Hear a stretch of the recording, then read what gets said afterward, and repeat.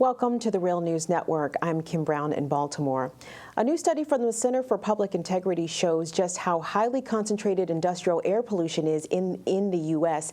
and just how few industrial sites are largely responsible. Some are calling the sites most responsible superpolluters. Now joining us to discuss these superpolluters and their impact is Jamie Smith Hopkins. Jamie covers environmental and workers' health for the Center for Public Integrity, and before joining that nonprofit newsroom in 2014, she spent 15 years as a reporter for the Baltimore Sun. Jamie, thank you so much for joining us. Thanks for having me on. Jamie, your study notes that 22 sites are counted both on the list of the highest toxic emitters and the highest emitters of greenhouse gases. Sites like ExxonMobil's Baytown, Texas refinery and the petrochemical complex, First Energy's West Virginia coal-powered plant. If the EPA already keeps record of the highest emitters of greenhouse gases and the highest emitters of toxic fumes, why was it necessary to do a whole study to find which sites were on both lists? Couldn't you just do a simple cross-reference? Yeah, I wish it were that simple. But part of the issue is that we weren't just looking at the biggest. We were trying to understand, we wanted to understand the toxic air emissions and the greenhouse gas emissions from all facilities that report to both programs. And because these actually aren't worst of lists that the EPA keeps. They're trying to understand emissions from all sorts of facilities across the United States, including some that don't put out very much stuff at all. And so these two data sets that they keep are called the Toxics Release Inventory and the Greenhouse Gas Reporting Program. And in both cases, thousands of facilities require to report their emissions. So what we found is that the problem here is that trying to connect these two things didn't work well because they just weren't designed to talk to each other, these two data sets. And so, for instance, you'd have a situation where a facility that actually reports to both would have one ID number in one data set and then a totally different ID number in the other data set, and the name of the facility would be, maybe a little bit different in both as well. So we needed some way to be able to connect those, because obviously trying to figure out, for more than 20,000 facilities, well, is it on this list? Is it on the other list as well? One by one would have just taken a very long time. So what we ended up figuring out is that by connecting to a third data set the EPA keeps, we could better connect these facilities up. We spent a lot of time then sort of checking the connections to make sure it really is the same facility, dealing with problems like the facility reports in pieces to one program, but as an entire complex to the other. And so we were dealing with that kind of stuff, sort of the grunt work of data analysis before we get to the point of saying, okay, so what's the big picture? So where did the EPA derive its data for its list of worst emitters, and who collected this data, and are there measures of accountability in place to ensure its accuracy? That's a really good question.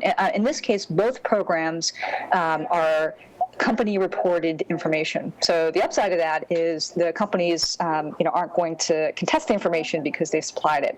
Very occasionally have a situation where the company just, messed up in their reporting, but generally the companies say, yep, that's what we reported. Downside is that you don't have an independent third party coming in to measure and say, okay, this is what we found. And so as you can guess, there are opportunities for underreporting. What companies do generally is that they're usually either using air monitors to track the stuff, or they're using things called emissions factors to calculate them. For instance, the EPA lays out how to calculate your greenhouse gas emissions if you're burning, say, a ton of propane or a ton of natural gas or a specific kind of coal, because that all differs. And so you can then sort of use that, plug it in, say, this is what we're burning, thus these are our emissions. So what kinds of health risks are posed to those who live near these super polluting sites, and who is most affected by these risks? Well, for toxic air emissions, it depends on what's coming out. So what we did was we looked at the 100 largest emitters, found that 95% of what they reported pumping out has known health risks. These are chemicals, gases, and metals that can harm the lungs, the brain, and other parts of the body, including developing fetuses and young children. So some of these emissions can travel for hundreds of miles, and so they could have effects on air people are breathing in entirely different states. But in general, it's the people who are closer to these facilities that are the most likely to actually breathe this stuff in. In the case of greenhouse gases, they're posing essentially an indirect health risk because by warming the climate, they're changing the world that we live in, and so it ends up affecting health in some surprising ways that we don't necessarily think about. I mean, it might be sort of obvious that it's a health risk to be in the middle of flood, for instance, but heat poses health risks. Lengthening pollen season that researchers have found has already come with a warmer world contributes to worse allergy and asthma symptoms, and of course, asthma can have lethal health effects if people aren't able to keep it under control.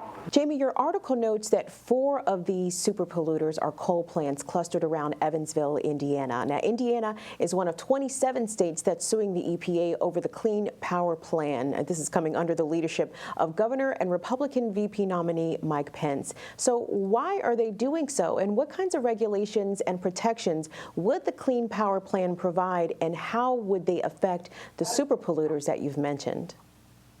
So the Clean Power Plan would require reductions in greenhouse gas pollution from electric utilities. Of the 100 facilities emitting most greenhouse gases, the lion's share are power plants. That's what our analysis found.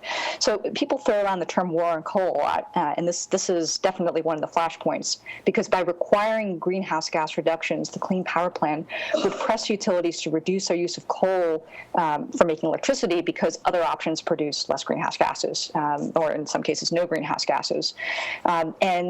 So this is not a situation where if the Clean Power Plan ultimately takes effect, any specific power plant would have to close or convert to, say, natural gas. This is a case where utilities and states, are supposed to be, figuring out how to make this work, and so they would, presumably have some ability to say, well, this plant we want to keep going as it is, and this plant we're going to think about, maybe doing it some other way. Maybe we're going to close this plant or part of this plant and do more solar or wind or natural gas. But this is all sort of, if the plan does take effect, because right now it's being heard by federal court, and people presume that ultimately it's going to go to the Supreme Court. So what actions have the superpolluting companies like Exxon, like First Energy, and NRG actually taken to prevent the regulations that the Clean Power Plant would impose? So the Clean Power Plan refers to would affect power plants. So this is not something that is really going to be of interest to a facility run by, say, Exxon. But some of the entities that are suing over the Clean Power Plan are utilities. Some are utility groups, and of course then there's a whole bunch of states. And so some utilities are sort of directly getting involved. Some are sort of indirectly getting involved. The utility trade group in Indiana was applauding the state for suing over this, and then some utilities are saying they want to see the Clean Power Plan happen. It's definitely a split. Mm. We've been speaking with Jamie Smith Hopkins. Jamie covers environmental and workers' health issues for the Center for Public Integrity. There's a new report on their site about superpolluters, the biggest greenhouse gas and toxic fumes emitters that are concentrated in a relatively small handful of areas. Jamie, we appreciate your time today. Thanks a lot. Thank you. And thank you for watching the Real News Network.